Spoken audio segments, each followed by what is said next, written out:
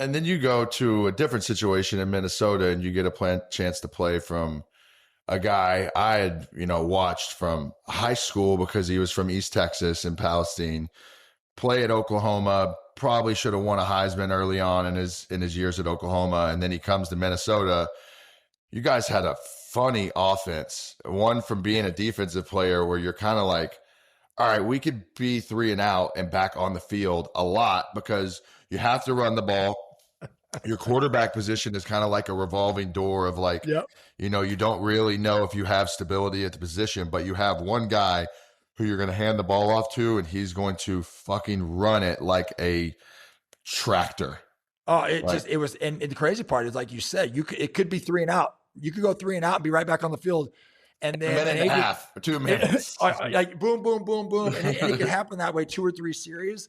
And at the end of the game, Adrian might have 200 yards rushing. And you're like, how did I was on the field for 80 plays this game. Yeah. How did you have 200-yard rushing?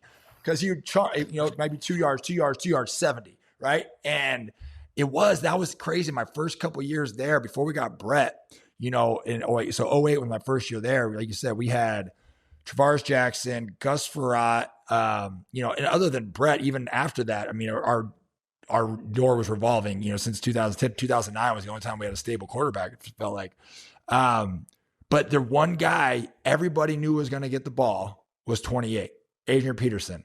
And that dude still put up a monster career. That's how special that dude was. My favorite Adrian story. It has nothing to do with, being playing. So I get there in 08.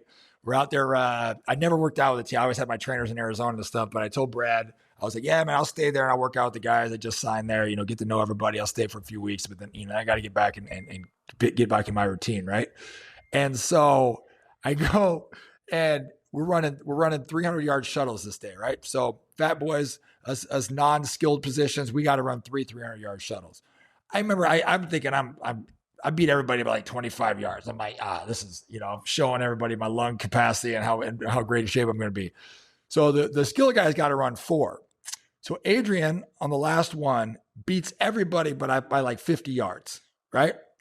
And then he comes, all right, guys, let's break it down. And I look at him, and this dude's got a horseshoe, a dip, I don't know, whatever he's chewing, Copenhagen or something. He's just, he's got a whole puck in his mouth. And I was just like, this dude just ran 4 300-yard shuttles, beat everybody by a country mile on the last one, and did it with a dip in his mouth. Like this, they're like, just out for a casual Sunday job. He was straight East Texas, man. He was really out of everything I'd ever seen growing up. When you walk into a gas station, a guy hops out of a dually and pops into a gas station to grab something, grab a whole nother roll of Copenhagen, and he's just like sitting in the counter, just like fucking drooling all over himself. And you're like, you know what? That guy never changed from the way he was raised and the way he was. Oh, and just could run the football. The dude was born to run the football.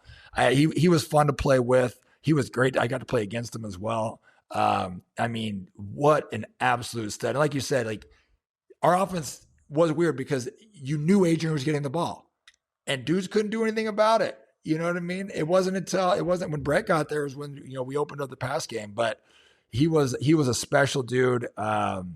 And I mean, just the ability to put his foot in the ground and just go. Most guys, some guys got the ability to run fast. The other guys are strong. And I watched that dude run 100 miles an hour and put people on their backside and just keep going. So yeah, the play that he caught the check down and turned around and bulled that guy with the shoulder and then stepped on his chest and still took off, and it takes like 5 defenders to drag him down. It's just like so many legendary plays from him. Prize Picks is America's #1 sports pick app. Holiday football season is upon us, and there's no better time to join than now. To make a lineup, all you have to do is pick more or less on a few player stats. That's it. Plus, Prize Picks will give you $50 in lineups when you play your first $5 lineup. Win or lose, you'll get $50 in lineups. Use promo code Johnny when you download the app and sign up today. You can also follow me on the app, get my picks in real time, and see who your friends are picking in your feed. Prize Picks. It's good to be right. Another thing just on AP, man, I've been around him a lot throughout the past couple of years because we do a lot of events together with the Houston Astros. From here and everybody at Glory Days, man, we're wishing him nothing but the best. on the life after football, the personal side, it's been really rough for him at certain points in time. And for me, a guy I truly respect and love and have enjoyed my time being around him. Because he is you know how he is, a soft-spoken, kind of like quiet dude that's in his own world. I'm sure you got to see him be out of that in different times as you've played so much with him. Yeah, absolutely. And he is, like you said, he is a great dude. Promise you, sometimes you can't get out of his own way. And it's unfortunate with guys, sometimes retirement gets the best of you. We talked about in the very beginning, you asked, how am I handling the 12 hours being at home, right? Not everybody knows how to handle that, or not everybody has the right structure of people around them to always put themselves in the right decision-making processes and do the right things. And, but yeah, I mean, man, I love the guy. On more levels than just football. Him, actually, the kid used to be at our house for Bible studies, and so, I know it's hard. Dude's got a good heart. Unfortunately, sometimes, make bad decisions, but yeah, I wish him the best, nothing but the best. He'll be up for the Hall soon too. So that'll be a fun journey to see him go down. But yeah, I mean, from a pure football standpoint, man, he's in that top 1% of 1%, and it's something in the water out there in Texas. You guys are just he's different for sure. He's definitely built different. I think the cool thing to see from us is like the guys that we do have from East Texas. It's like you got Trent Williams, you have Des Bryant, you have just like a longer list than you would think of guys who have come out of there and gone on to the NFL. And you look at them and you're like, holy fuck. Those guys are unbelievable, dude. Yeah, Trent Williams is one of the best guys you could ever watch play the left tackle position, and obviously he's paid according to it. Yeah, and that's the thing with Trent. Like I remember when obviously Trent's had a long career. I played against him when he was in his younger days, and that's where I'm saying, like, I think you see him separate because he still has more of that old school mentality from when he came in, right? And now you see an offensive line set that doesn't operate like him. You got, Lane Johnson's another one of those guys that does a great job. I think the Eagles have a very old school mentality offensive line. And their left tackle, I can't pronounce his name. I'll butcher it. But yeah, I think you look at what those guys have done, and because, like I said, I think there's the bulk of the offensive line play has dropped. Those dudes have elevated like crazy because you see the dog in them still, right? You see the ability to have a big dude. Because what's Trent? Trent's got to be 315, right? 320. Yeah, easily. But be able to move his feet and and use that body on people, both the run and pass game. Where so many guys are more, I don't know. It's nice to see some of that old school mentality translate. And I think that's why you're seeing Trent, even jump higher than what he was when I was playing against him. Because it just shows like that mentality works still in the NFL. You still got to be able to be physical. You still got to be able to move your feet. You still got to be able to move bodies. As you look at your career and you go back, obviously you start in Kansas City, you lead the league in sacks in 2007. They want to franchise tag you. You go through that awkward period with, the organization where you're like, okay, the franchise tag could come, or is it like, you're trying to get that payday that is what you strive for in the NFL that makes or breaks what your retirement looks like, what your, comfortability in life looks like, so what's the story for you as far as like getting out of Kansas City and getting to Minnesota and having to make that decision, one that's probably obviously very hard for you to leave, but one where you're like, kind of have to do what's best for my family and for my future moving forward. Yeah. Your high round picks have a little bit more of a comfort zone, right? You guys have a little bit more stability. And I think in 2014, I don't think the draft was structured differently. So your guarantee was still pretty good, I believe. Pretty good. Yeah. 95% or whatever. Yeah. And so, I was a 4th round pick. I was pretty much slotted. You know what I mean? You're going to get, I came in, league minimum was 225. You're going to lose half of that to taxes.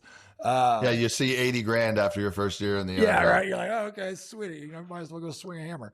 And and so, but it was for me, like I had no plans to ever leave Kansas City. I loved Kansas City. And for me, it was when that time was up, there was some, conversations I had in private that, weren't being upheld.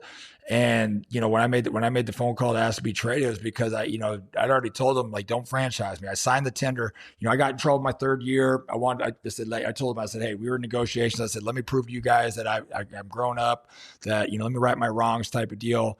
Go through that. And so I signed my tender that you might come in, because I only had a 3-year contract my first year. Right. And, So I signed that 4th year tender, and coming out of that into free agency, I told him, I said, don't, if you franchise me, I'm going to take this as a sign of disrespect and that you guys don't want me here. Yeah. And so that's what they did, man. And reality is they did me a favor because, if they would have signed the contract, I think what we offered them was like a 4-year, what was it? No, it was a 6-year, $42 million contract, right? So, you're talking, I think it would put me fifth at the time behind Jason Taylor. It was like a $7.5 million a year APY, which it was a lot of money, but that was top. And then but they turned that down.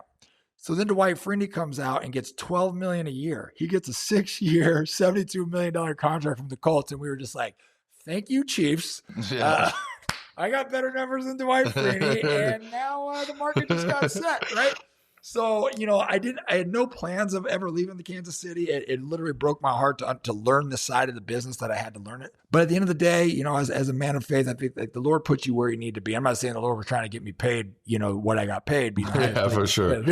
But I think, Minnesota did so much more for me as a human being, as a man, and the people around me, and then which then took my career to the next level. But yeah, man, that was tough. It was a tough thing to learn where, here you are coming from college and it's about loyalty, right?